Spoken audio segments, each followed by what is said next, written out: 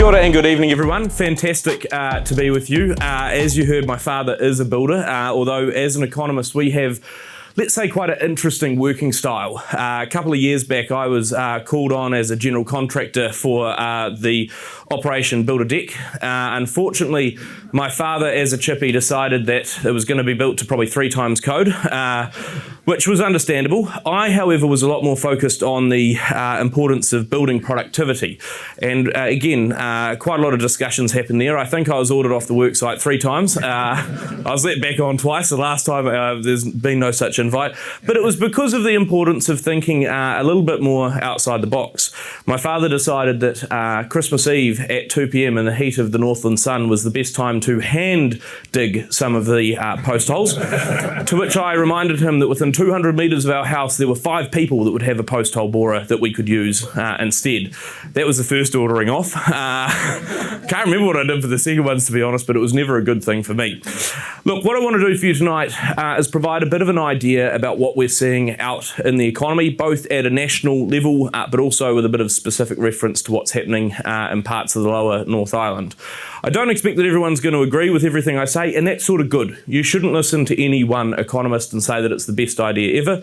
I'd like to think that we do not too bad, but economists are sort of like weather forecasters. The difference, however, is that if you hear a weather forecast later tonight when you go home and watch it on +1, they can't do anything about it. The rain's still going to come no matter what. By virtue of you listening to an economic forecaster, I sort of hope that you'll do something that makes sure my forecast never comes true. You react and respond.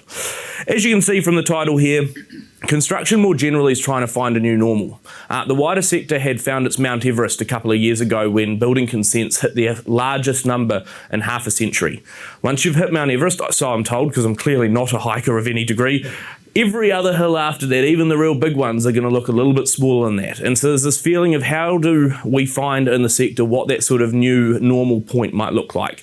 It's probably not 2019. It's probably not what we had in lockdown. It's not when you had that huge burst of activity. We actually struggled to find workforce and people to do stuff in a timely manner. It's a little bit potentially more in the middle. The biggest thing is going to be what happens to interest rates to start with. And you can see here that, yes, there's been a fair amount of interest rate cuts in recent times to try and stimulate the economy. The Reserve Bank's taken the official cash rate down to 2.5%, expected later this month to cut it again to 2.25. Now, I'm no doctor, but once you add a defib to someone to shock their heart back into rhythm, you don't hold it there for the next 5 years. You take it off. And that's what effectively we think will happen in the economy. Once they've jump-started things with these lower interest rates, next year, towards the second half of next year, we think they'll have to withdraw some of that stimulus. They're not going to jack up interest rates massively, just take it back to 3%, which is where we think roughly there's no addition to the economy, but there's no restraint either. It's a bit more of the Goldilocks zone. Now, the challenge, of course, is that headline inflation, the stuff that the Reserve Bank cares about, it's already hotter than anyone would like. It's sitting at that 3% mark. And we're just worried, and you can see that upside risk. It's not our central view by any stretch of the imagination, but just a little bit of warning that if we got to next year and the economy really was starting to get going, the green shoots had turned into sunflowers and similar, but inflation was also high, the Reserve Bank might need to do a little bit more to try and curb that. And so we're just a little bit cautious over doing a little bit too much. The interest rate cuts that will be made probably later this month, they don't hit the economy for a good 12 months because people take a while to refix. And so we do just worry a little bit that by cutting this month, by cutting last month, we get to next year, the economy's already going, then those hits from the interest rate cuts eventually come into the system and we sort of overcook things like we've been prone to do the last couple of years. So just a bit of caution on that front. You can see the reason I tell you that is because the Reserve Bank is not currently forecasting that. They're forecasting they cut and never do anything else, and you can sort of see that on that chart here. So it's just a little bit of caution that, again, I would find it pretty hard to believe that interest rates will continue to remain where they are for a long, long period of time. It would mean that the economy is sort of more generally stuffed and never picking back up. That seems a little bit hard and a little bit overly pessimistic, even for an economist. The challenge for the moment is that households are still a little bit downbeat. They were getting a little bit more upbeat through parts of last year into this year. You can see the sort of different measures, the consumer confidence, the orange line through the middle. The interesting part looking at this chart is you can see that sort of from mid last year through to parts of this year, consumers were thinking, look, it's tough at the moment. The current conditions index, how I'm currently going, was negative. It was below 100, more pessimistic than optimistic people. But there were more people who were saying, yes, it's tough now, but I think in the future, in a year or so's time, it will have picked up a bit more.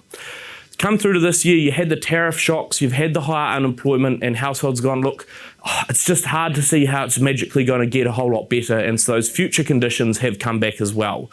Now, of course, that's challenging to then get as much momentum going in the economy, but it also means that if you do find those people who are out there, they don't have nearly as much competition, they've got options, and you can convince them into a little bit more work because they're not under as much pressure as they have been before. Now, if I don't show you this next slide, the first, second, third and fourth questions will be what do I do with my own mortgage, which unfortunately in this job is the second question after how much is butter today. And that's to show you just a little bit of how households are sort of adjusting through all of this. Up until end of last year, start of this year, there was a real focus from households on wanting to try and get as low of an interest rate as possible. The expectation was, look, interest rates are coming down to stimulate the economy, so all I need to do is fix short or even float for a bit, and then magically I'll get a new lower rate. And you can see the proportion of new mortgage fixing, the likes of the blue and orange floating in 6 months was pretty high end of last year, start of this year. Made a lot of sense. Come through to the tariffs, though, that were announced this year, and all the households sort of clammed up and went, whoa, this is a pretty big event. Clearly, I can't influence it all that much. I'm going to get hit a little bit more in the middle. I need to be a bit more defensive. And so at the moment, we've started to see a much greater proportion of people who are fixing their mortgage more around that 1 year term. Yes, there's a bit of a special in that going sometimes from various ones of the banks, but it's also seen no one wants to go it super long and miss out on a cheaper interest rate. But also people are a bit cautious of going short and sort of just getting lost a little bit in what is still a higher interest rate if you go 6 months than a year. Not saying that's the right, wrong or otherwise move, but just shows you a little bit of how households are going a little bit more towards sort of the most known to them option. It's a little bit of a safety net. And all of that is because households are still under very much that pressure when it comes to unemployment. You saw data last week with the unemployment rate increasing to 5.3%. You can see here we expect that's basically the top of the unemployment rate peak. But it does take a while for things to come back. And we know that different parts of the country, different communities are facing that differently. Young people, the unemployment rate for them quite significantly higher than otherwise. But even across New Zealand, the likes of Otago region, currently 2.5% unemployment, Auckland 6.1%, Wellington a little bit more in the middle, and it's just showing that sort of variety across there. The challenge, of course, for households is that at the moment they're getting a lower mortgage rate. Good, more money. But if you're worried about your job and you're seeing this unemployment rate go up, you start to act unemployed, even if you do still have a role and you don't spend quite as much, which is why you're seeing a number of the banks who are reporting that households are increasingly holding more cash back. They're sort of, trying to repay their mortgage or keep their mortgage repayments high to try and build a bit more of a buffer. The good news, yes, there are some green shoots. That's the third time I've said it today. I'm going to have to penalise myself later because as economists, we're only allowed to use green shoots twice a day before it starts to get overused. But genuinely, you are seeing some shifts. The challenge is it's a real slow slog. One of the ones that we're looking at the most, given this unemployment hit, given what it does to household psyches and how keen they are to spend, is job ads. Now, if you look really, really closely at that chart, you'll see 3 months of job ad numbers, the number of roles advertised out on Seek and otherwise that have started to lift. That's the good news. The bad news is you can still see that the number of job ads out there is a heck of a way below where it has been the last couple of years. And that's again that shift of it's, yes, picking up, but it's picking up slowly, it's going to be bitsy, it's going to be sort of a long, hard slog.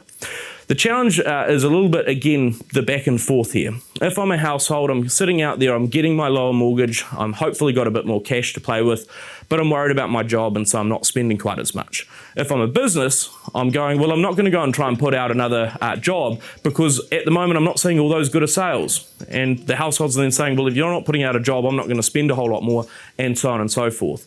Now that you're starting to see, again, those mortgages that continue to come down, a few more job ads, there's just a little bit more activity starting to show through. Here's the challenge for the Lower North Island. The job numbers have come back quite considerably, sitting down around about 2.5% in the June quarter compared to where we were earlier.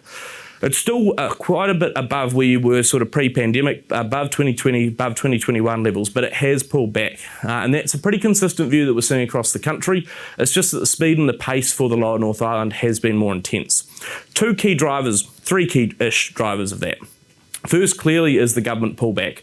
Both the number of public sector roles, but most importantly, private sector roles that used to get consulting with government, a lot of those have had to go.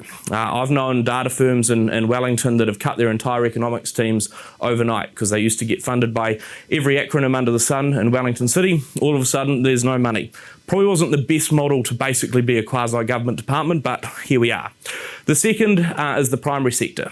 We've seen some pretty dry conditions over last summer, and you did see quite a lot less spending than in other regions for parts of the lower North Island. Everyone was paying a whole lot more for supplementary feed. They weren't being able to spend as much out in the economy, and that was a bit of a drag.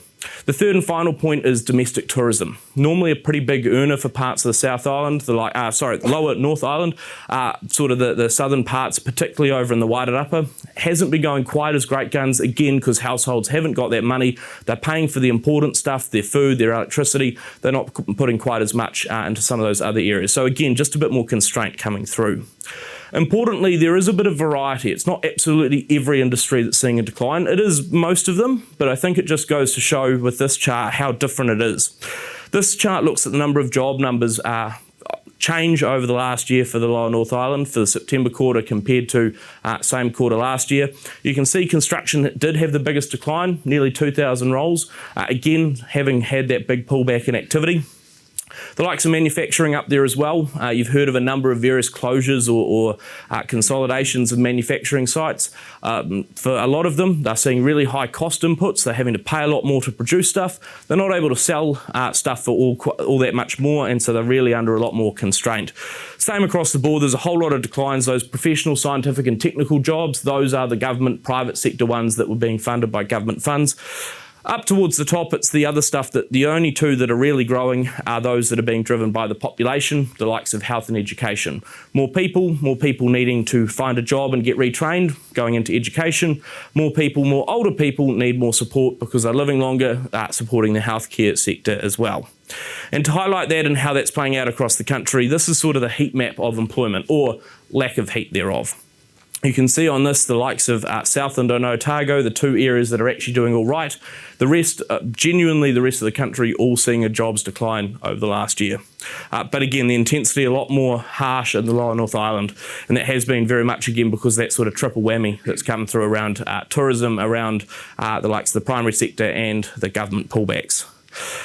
One of the better economic indicators that we're watching quite closely, and it's not GDP. I could talk to you about GDP. You'd go to sleep pretty quickly. I'd get myself wrong 7 times and we'd all be worse for wear. The better economic indicator in my mind that all of us can, I think, relate to is spending. If we've got money and we're spending it, clearly things are all right.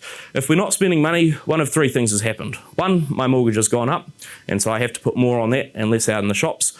2, I've lost my job, therefore I don't have money and I can't spend it. Or 3, I feel like I am going to prepare to lose my job, so I'm acting unemployed and you're not spending quite as much. And you can see with the spending levels here how that's gone across the country the last couple of years. Funnily enough, when lockdowns happened, we didn't spend as much. You can understand those dips pretty clearly. But for the rest of it, generally spending was on a bit of an upwards tick. This bit here was that piece where households were really starting to rip raw with spend a bit more. It's when the inflation push came through a whole lot, and then again, you started to see those interest rates rise. We didn't spend as much because we put it on the mortgage. Things flattened out a bit more through 23, started to drop in 24. Mid-24, inflation was in a better spot. You had some limited tax cuts coming through from government. You had interest rates that were starting to pull back as well and started to lift spending just a touch. Had a spike in December. I'm going to come back to that. You can see, though, that this year it's been a bit of a gradual decline coming through.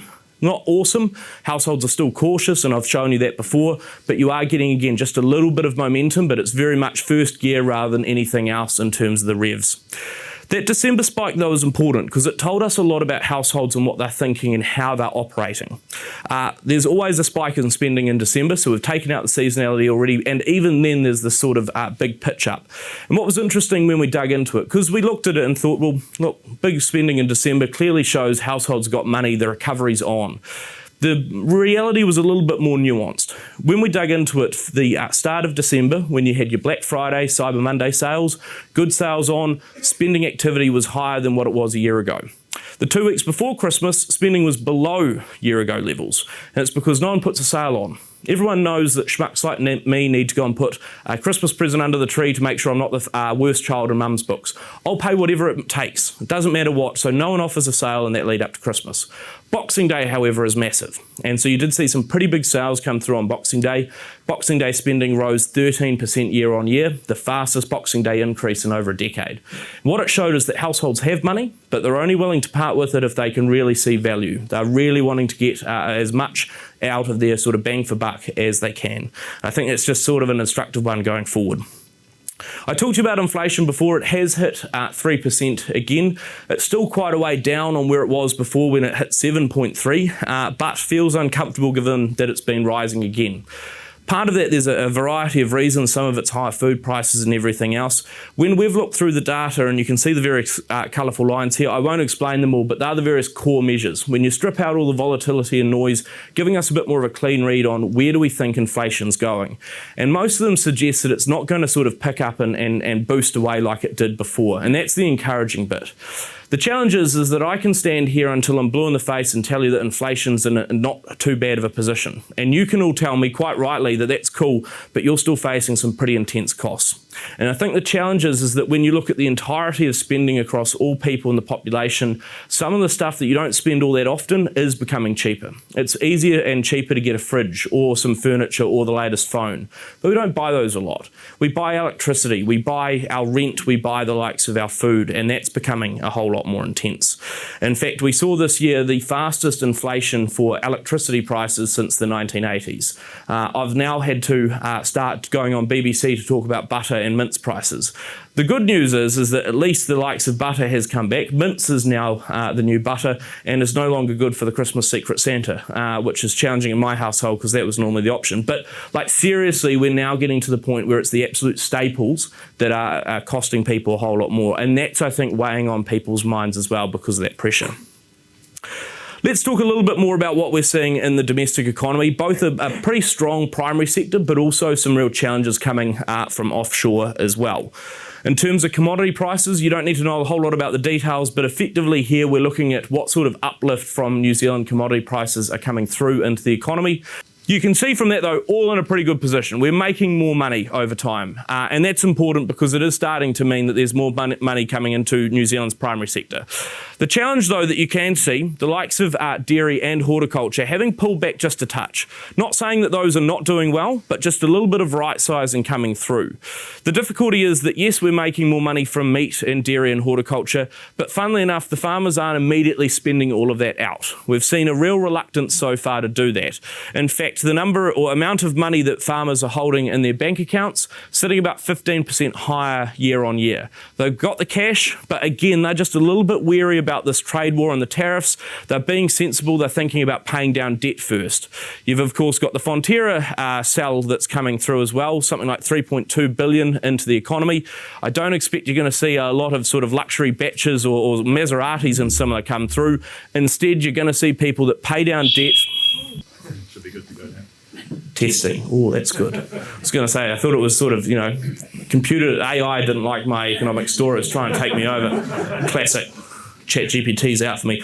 But, like I say, importantly, all of that is still in a better place. It's returning some money, but it's not going to be sort of the absolute silver bullet for the economy. It takes a while, again, for all of that to filter through. Our trade numbers are actually in not a bad space. Now, a lot of colours on here, but I just wanted to make the point that the biggest challenge from the trade war so far has not actually been on trade. New Zealand's still selling more stuff to the US and just about every other country as we were before. It's just the confidence hit. Businesses have been going, maybe I shouldn't invest quite as much. Households have been going, maybe I should just get ready for another economic challenge. And so it sort of dampened down those expectations at the start. And you can see part of that in terms of manufacturing activity across the country. You can see on this chart the likes of anything below 50 means that activity is declining, anything above is expanding. And the orange line there for manufacturing shows a manufacturing decline each and every month for 2 years straight, up until the start of this year.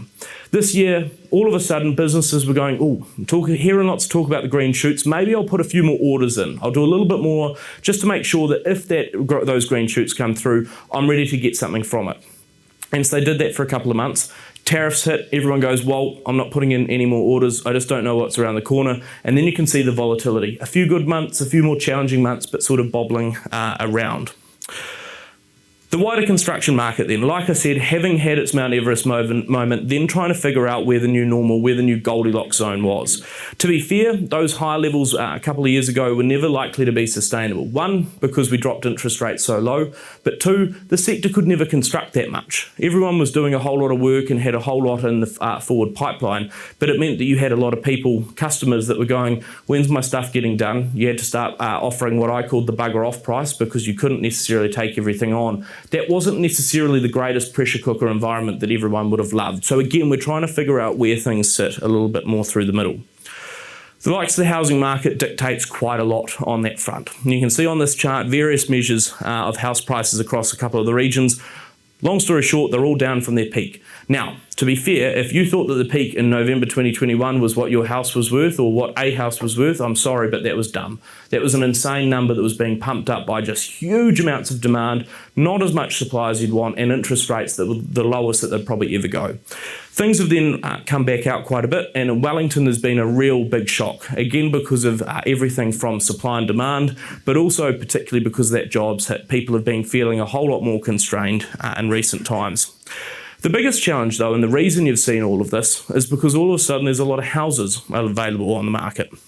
If we look at the number of houses out for sale, something like half a year's worth of sales all at the moment you could go on and try and buy. The Lower North Island, the highest stock numbers in about 9 years. And what that means is that if I'm a first home buyer, if I'm a buyer of any type, I'll go down to someone's house, I'll have a look at it and I'll say, look, either you give me a cheaper price or I'm going to go next door to the house that's also for sale and see if they'll give me a cheaper price. There is no reason at the moment that I want to pay a cent above my own expectations as a buyer.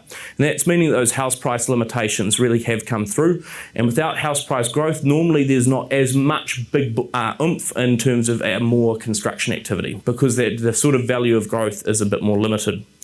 Now, at Infometrics, this is probably one of the more challenging charts I'll show you tonight. We don't think there's a whole lot of house price growth coming through at all in the next wee while. And the reason for that is because you've continued to see these very high levels of stock on the market. So there's a lot of existing supply. There's a lot of those buildings that have been made the last couple of years. They're also coming onto the market, even more supply. And population growth is now slowed to the lowest in 13 years. So you've got more supply, less demand. Doesn't make for all that good of an expectation for more price growth. You can see our expectations there pretty flat. You'll also see all the other forecasters. Now, like I say, you shouldn't take any of us as gospel, but you should have a bit of a variety. I would make the point, the irony of Treasury being the highest forecaster in the market. It does seem like the government's keen to get something going. But importantly, we haven't changed our forecasts of house prices at Infometrics this year. All the others have had to drop theirs quite a bit because things haven't got going. And you might be sitting out there and going, well, look, interest rates are falling. Surely there's house price growth coming through soon. To which I'd say, well, one, house prices have been falling for a bit, even as interest rates have been coming back, and it hasn't done a whole lot since. And probably most importantly, interest rates and population are two big drivers. When interest rates got super low, we all had to ignore the migration bit because it was so intense, that very, very cheap money. Money's not necessarily cheap anymore. It's not as expensive, but it's a little bit more, again, through the middle. And that means that for the first time in a long time, New Zealand's house price growth has decoupled from economic growth. The amount of spending out there in the economy not quite as tied to what's going on in the housing market. I personally think that's a good thing. It means that the whole economy is going to be a whole lot more stable going forward. And again, you don't get these, or hopefully don't get as much of this boom and bust into the future across the economy. It does mean though that we're going to take longer to get the economic motor going because we're having to find new ways to generate a bit more economic activity. Like I said, the other part of that, as I mentioned, was the demand piece. Population growth, you can see here for New Zealand, averaging just 0.6% over the next wee while. Now, outside of when we literally closed the borders, we haven't seen that since the GFC. You can see that even before COVID, before we had the big waxes and wanes, you were seeing population growth more sort of around 1.8, 1.9% a year. We were just growing the economy through bums on seats. We're not doing that anymore. And so again, that sort of lack of demand is changing the game.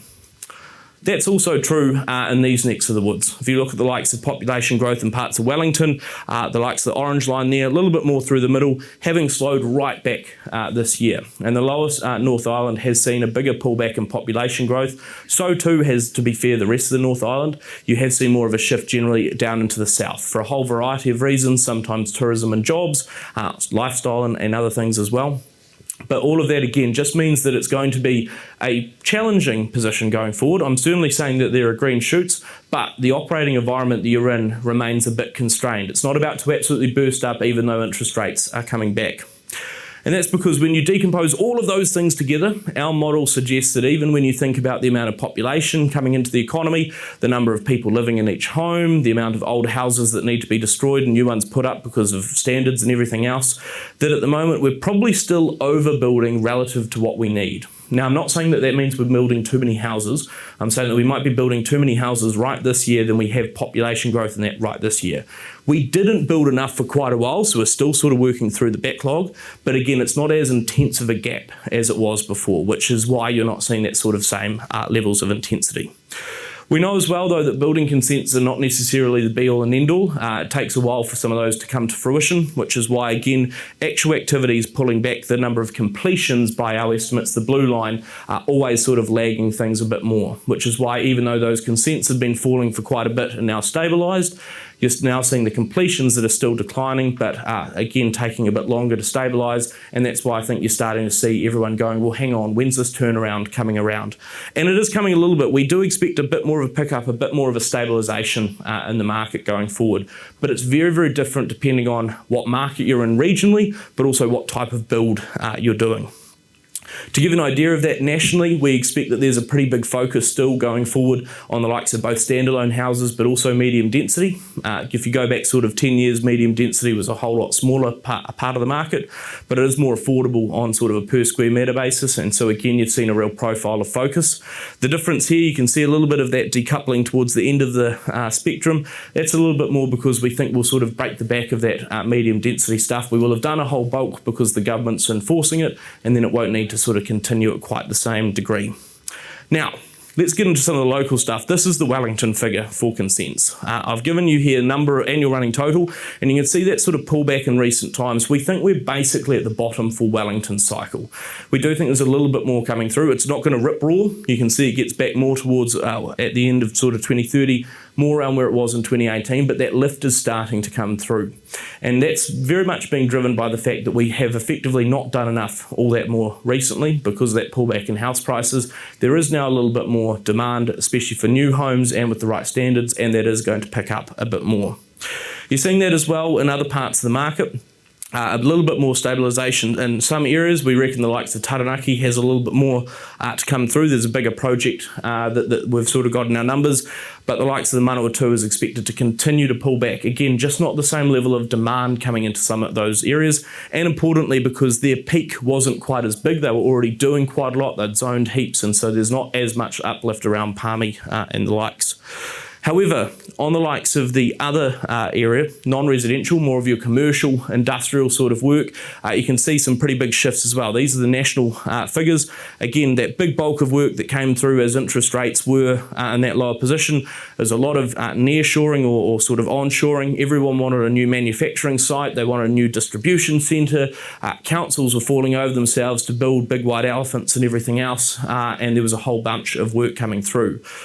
Then the fiscal constraints came through. Interest rates got higher. All of these projects got more expensive to do. Businesses didn't know if they had as much activity. If you don't have as much activity, you don't need as many manufacturing sites or distribution centres or anything else. And so you can see those figures pulling back at the moment. We reckon that it does start to get going a little bit more from mid next year across the country. The challenge for Wellington is that we have had such a lumpy amount of big work, likes of the town hall, some of the hospital stuff and otherwise, that now that some of that is finished, there's not quite as much non-residential, commercial, industrial work coming through. It is going to be a whole lot more bitsy on that path. However, you can still see there's sort of a stabilisation. It's not like things plunge away, but certainly coming back off those highs as those bigger projects start to fall out of the numbers.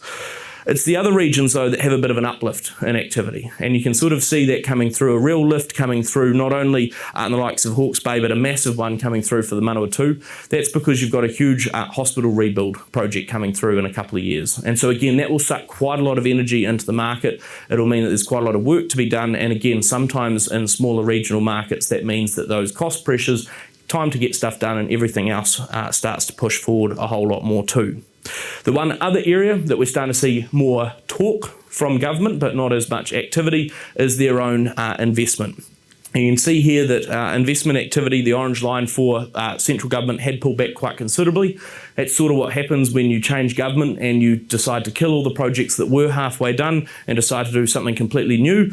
It's not that there's an election year spend up or anything, it's just that it takes a couple of years to do all the planning, the consenting, the buying the land, the everything else, and then getting stuff into action. But that will provide a little bit more stimulus. We are seeing, for example, more education building activity coming through, especially over summer. Pretty vital given that education consents in New Zealand fell to their lowest levels in 23 years last year. And again, just starting to pick up a little bit of momentum as we head forward. Bit more farming activity too, but again, bitsy as everyone's just still that little bit cautious. And I guess the main message here is around that sort of level of caution and how tough it is to, I think, break people out. But people, your customers that you're working with, they're looking for a bit of expertise around how they best to manage all of this. You know your own sector and you know how to provide a little bit more of that. Where does that leave us? Well, in our minds, yep, it's tough out there. There are some clear challenges emerging, but there are also some of those green shoots. Spending activity is up. Job activity is up. Those are not bursting at the seams yet. We're not seeing activity that's absolutely motoring, but the lift is starting to emerge. And again, we think that for a number of indicators like construction, you're roughly at the bottom of the market for the moment. The biggest challenge, I guess, with all this, and I've given you a whole heap of information tonight, is that as economic activity starts to rebuild, as we start to get into less volatile times, what does that mean for you guys as a business? What do you do with some of this? Well, I don't know about you, but so far the US president hasn't answered my tweets to stop the trade war. There's a whole lot of stuff that I've tried to do that so far as a business, I don't have a lot of control over. Neither will any of you. You can't just spruik up a whole bunch of construction activity tomorrow. Instead, what you can do is look at those things that are in your control. That's around thinking about your pipeline, the connections that you have, the likes of ensuring that you're keeping a tight eye on the likes of your cost pressures and similar. But increasingly what's been coming through as that spending lift has been emerging is how different it is across different groups. The likes of your low income groups, they're still under a lot of pressure. Your middle income, again, not doing all that well. Your high end of the market, they're fine. To give you a recent example, when we looked at the car market, the likes of the new BYD 6s, the new Utes and similar, lower end of the spectrum, they were going pretty good. Cheap, easy, selling well. Middle of the market, not a whole lot happening. Porsches though, apparently there were more Porsches that were sold in Auckland so far this year than some other likes of the Skodas and other cars. And I think that's just going to show that again, that upper end of the market, there's still money there, but they just need it coaxed out of them a bit more. They need to be given that confidence that there is an opportunity, that there are those better times to come. And having that expertise that a lot of you in this room can offer is how you start to unlock some of that. Now, clearly I haven't tried to sugarcoat this tonight. There's still a lot of challenging things in front of you, but in my mind, it's that as you start to see economic activity come back, as you heard before, confidence breeds confidence. And I think there's that element, particularly in and around Wellington, we can sometimes be quite good at talking down on ourselves. A better way then, particularly in a business circumstance, is recognising the challenges, yes, but also going, here's the opportunities of what we can do. Before things start to really get going, before things are mad like they were before, here are the opportunities for you to get your sort of operations in order and then starting to make opportunities happen. With that, I'm going to turn the economic fire hose off for a moment. You can breathe, I will breathe, maybe take a sip of water, but happy to take as many questions as I can try and get through. Thank you very much for coming along.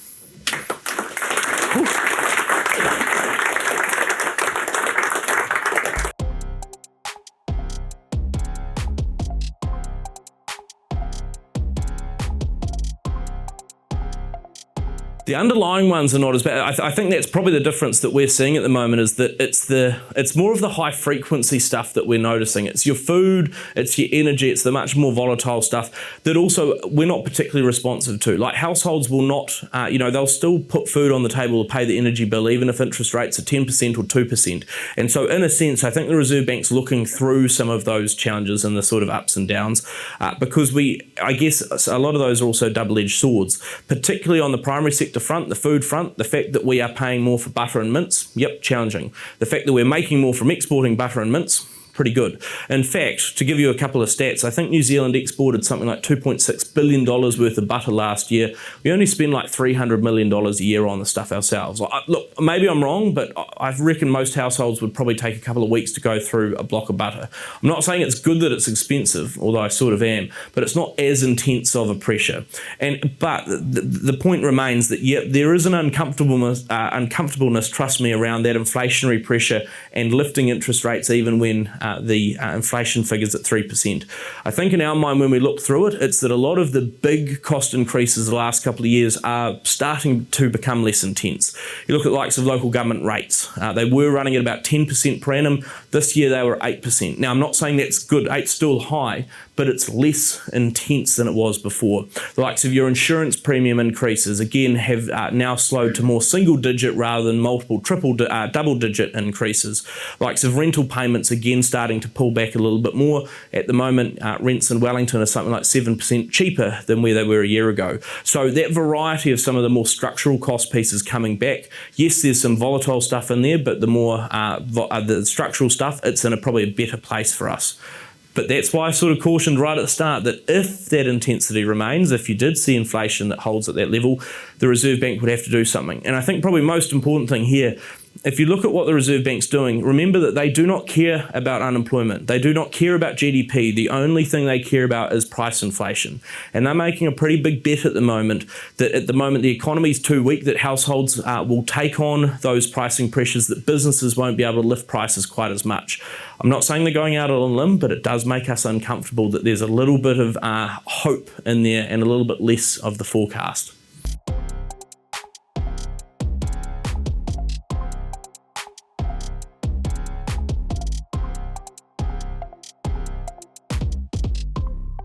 Definitely.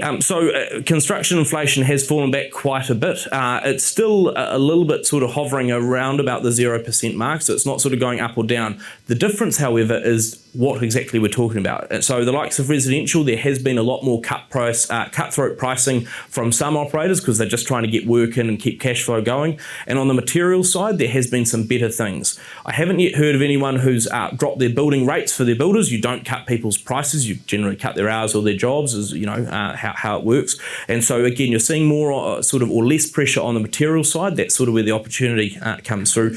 But the intensity is still very much up there. And that's true not only across, the likes of residential building, but also commercial and infrastructure. I was speaking to a bunch of councils today and had to tell them that the cost of building a bridge between 2020 and 2023 had increased something like 38%. I'll give you that one for the moment. So again, the increases that you're seeing have been enormous. And I guess the challenge is, right, if you're a business out there at the moment, you're not paying anything less than you were before. You're still having to sort of build in quite a lot. And so in my mind, the challenge in a business sense is that if you're looking at your own cost structures and similar, and you're sort of going, well, what do I do in the future? The old numbers are not going to be nearly as useful as before. You've really got to sort of re-encapsulate all of that and just redo your entire cost base. But I think as well, there's that element where you've got to figure out what the right number is. If you're looking at headline inflation when it gets reported by Stats NZ and going, that's important for my business, unless your business buys a heck of a lot of bananas and mince and butter, it's not a good number. There are very specific cost inflation drivers that we're looking at a bit more, and I'm happy to share some of those later on if people flick me an email or whatever, but we have got some specifics on that. Probably the biggest one that we do look at the moment is that wage inflation, though, because it's your people costs that a lot of the time are still going to drive things, and at the moment they are more intense. The final bit though on cost pressures, and one of the things that we're not seeing fully hit at the moment, but I think we will, is that your imported costs are about to go up. The currency has dropped quite significantly, both against the US and the Australian dollars. On a trade-weighted index, New Zealand's currency last Friday was the lowest it's been since 2011. That means that yes, we're making more money when we export stuff out. Good if you're an exporter. Anything you're buying in, any concrete materials or anything else, all of that becomes a whole lot more expensive to bring in. So keep your wits about you.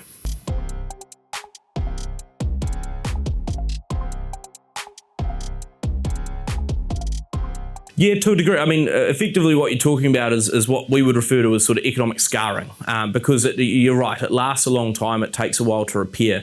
I think a big challenge is that you're right also that we're trying to effectively restructure the economy a bit. We're not expecting it to come back exactly the same.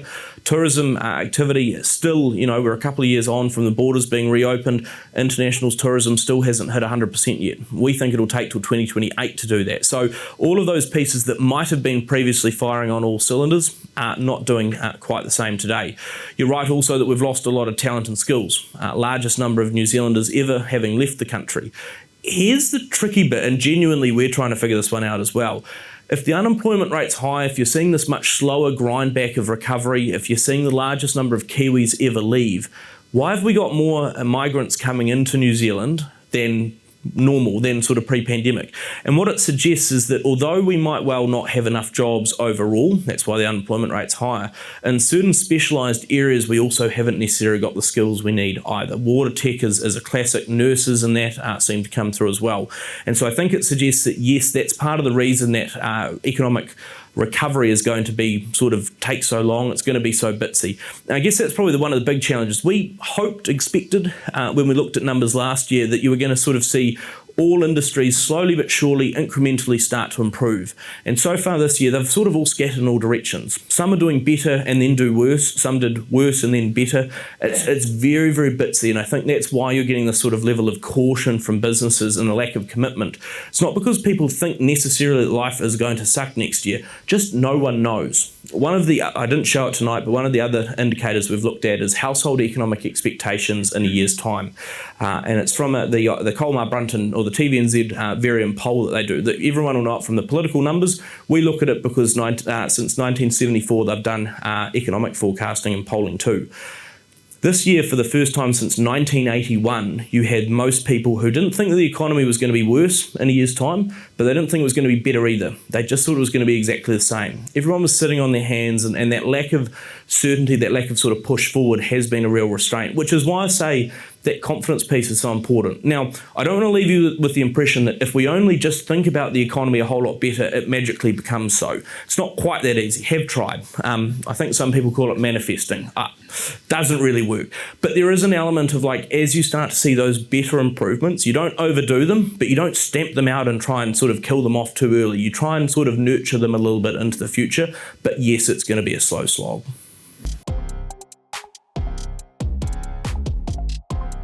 Productivity is not everything, but over the long term, it's just about everything. And I say that not because it's a trite, economic term.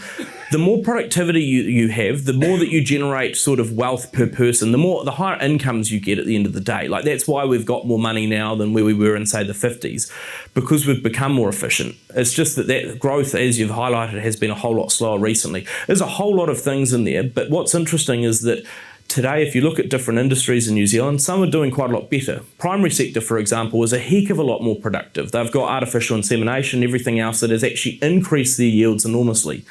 Construction hasn't only flatlined, it's actually gone backwards. And I think there's a couple of things in there. I mean, there's all sorts around, various educational shifts and what have you. Two of the ones that I focus on a lot more that I think the industry itself can do a lot more on to improve, firstly is around the likes of standards and simplifying what we do.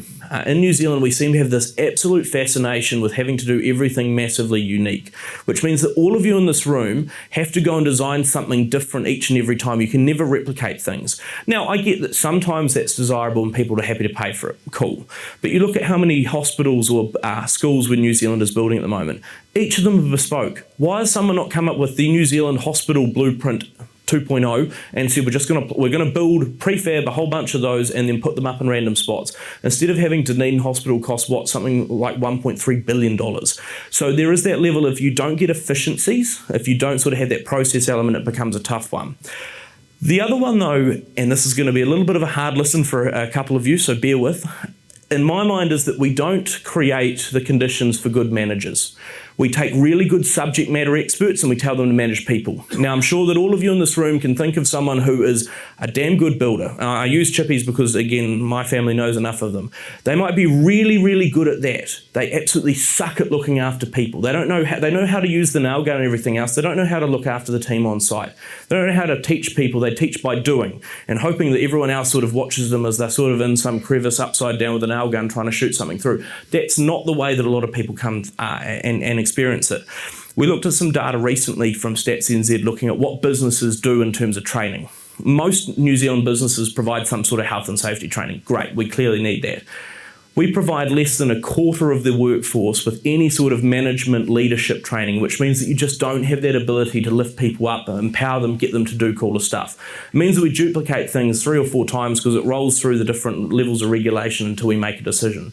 And that's an area I think that if you can really start to get some better people management skills, you can keep more people in the sector, you keep them happier, they do better work. I can tell you right now, at Infometrics, we've got unlimited sick leave. And if I told my father as a builder that he had unlimited sick leave, he'd be out on the boat every day. We have lower numbers of sick days at Infometrics than the industry standard, not because people get less sick, but because they look after themselves, but also they want to come to work. They don't feel like they have to game the system and use their 10 days each year or whatever. If they're sick, they don't come to work. If they are coming to work, it's because they've got some damn cool stuff to do. I think it's that mentality that could make a big difference. There's all the other stuff, there's, using technology in a much greater way and everything else. But those 2 areas, I think, are areas that the industry itself could do a whole lot of work internally on to up the game. How does AI fit? Well, thankfully I did not create this presentation with AI. It does some good things, but it can ruin your reputation pretty quick as well. And there's, I think, a real balance emerging there. In my mind, the way that everyone thinks about AI and says it's going to steal all of our jobs and similar. Hands up if your job has so far been stolen by AI. Clearly it hasn't fully made it through yet. The fact that for a while it couldn't tell you how many R's were in the word strawberry said that it was always going to take a little bit before we fully trusted it. In my mind, it's a tool. It's like what email was, probably a bit on steroids, but it's a tool that lets me as a business person and you in your roles do stuff a whole lot more efficiently. But it can't do the human-to-human stuff quite as good. It can imitate it, but you can also figure it out pretty easily if it's using lots of dashes in its messages. I'll give you an example, though, of where I think it's got the most efficiency. We, of course, have to do a lot of media. We get calls all the time about a whole variety of topics. And the day that the tariffs came out, we got this call. It was about 6 o'clock at night from one of the major newspapers. And they said, Brad, can you write an opinion piece on this stuff? I was pretty tired. We'd been doing work since 8 a.m. that morning. I had a lot that I'd already done that day. I was keen to go to bed. It was going to take me 2 hours to write a good opinion piece because I want to make sure it's all quality. I thought, I don't have time for that. I just about turned it down. I thought, look, I've been doing interviews all day. I've done 2 radio interviews. I've had a few written pieces. I'm going to chuck all of that into an AI platform. I know it's good content. It came from me. It's not like it's being made up. I've made it up already, feeding it in. And I said to, it was probably ChatGPT, write me an opinion piece, 600 words in the sort of tone of Brad Olsen, the economist. And it did in 5, so it spat it out in 2 seconds. It took me 5 minutes, finished a few bits, done, sent off. It was my words, I'm more than happy with that. I reviewed it, it's totally on me if anything was wrong, but I'd fed it my stuff, which I knew to be correct. That was fine. That took a 2-hour task down to 5 minutes, meaning that I had the rest of the night to work on my business. No, it meant I went to bed. But you could spend a whole lot more time doing this stuff. It's just that in my mind, I wouldn't trust AI at the moment to do a whole lot of tasks that I'm not willing to let go of that control. Because at the moment, reputation's my entire game. For you guys as well, it's your entire game. You send something dumb out, a dumb plan, or some sort of communications that make you look like an idiot, people are going to pull back immediately. They'll find someone else. So you don't want it to be your front facer, but you want it to take a lot of that process work out so you've got more time to go and follow up on leads, to figure out how to sort of motivate them and everything else. It's a tool. It's sort of like, again, to be trite, what the nail gun was to sort of a standard hammer. It's just something that lifts your productivity a whole lot more, but you've got to use it in the right way.